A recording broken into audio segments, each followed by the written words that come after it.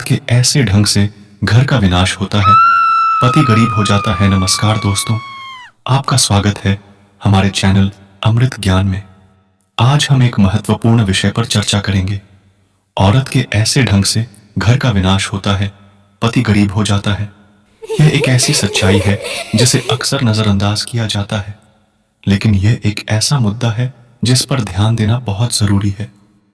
शास्त्रों के अनुसार औरत घर की लक्ष्मी होती है। अगर घर की लक्ष्मी प्रसन्न रहती है तो घर में सुख शांति और समृद्धि होती है। लेकिन अगर औरत घर में अशांति और कलह पैदा करती है तो घर का विनाश होता है और पति गरीब हो जाता है। आज के समय में कई तरह के बदलावों के कारण पारिवारिक जीवन में कई तरह की चुनौतियां आ रही हैं। इन चुनौतियों का सामना करने के लिए औरत की भूमिका बहुत महत्वपूर्ण है।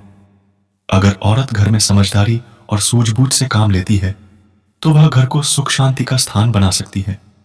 लेकिन अगर औरत अविवेकपूर्ण तरीके से काम करती है तो वह घर को नष्ट कर सकती है। आइए अब हम उन कुछ ढंगों के बारे में बात करते हैं जिनसे औरत के कारण घर का विनाश हो सकता है।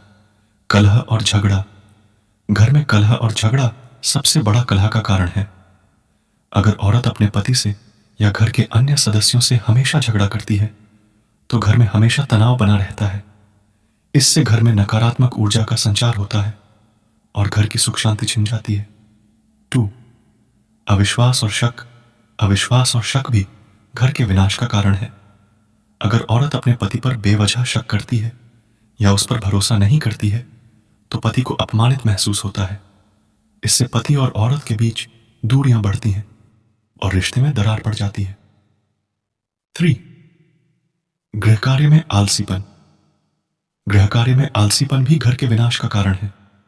अगर औरत घर के कामों में आलसी होती है और अपनी जिम्मेदारियों को नहीं निभाती है तो घर में गंदगी और अव्यवस्था रहती है। इससे घर में सुकून नहीं मिलता है और पति को तनाव होता है। 4. अनावश्यक खर्च और अपव्यय। अनावश्यक खर्च और अपव्यय भी घर के विनाश का कारण है।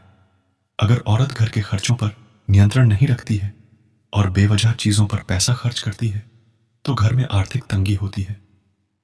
इससे पति को आर्थिक बोझ बढ़ता है और वह मानसिक रूप से परेशान रहता है।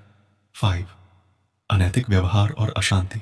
अनैतिक व्यवहार और अशांति भी घर के विनाश का कारण है। अगर औरत अपने पति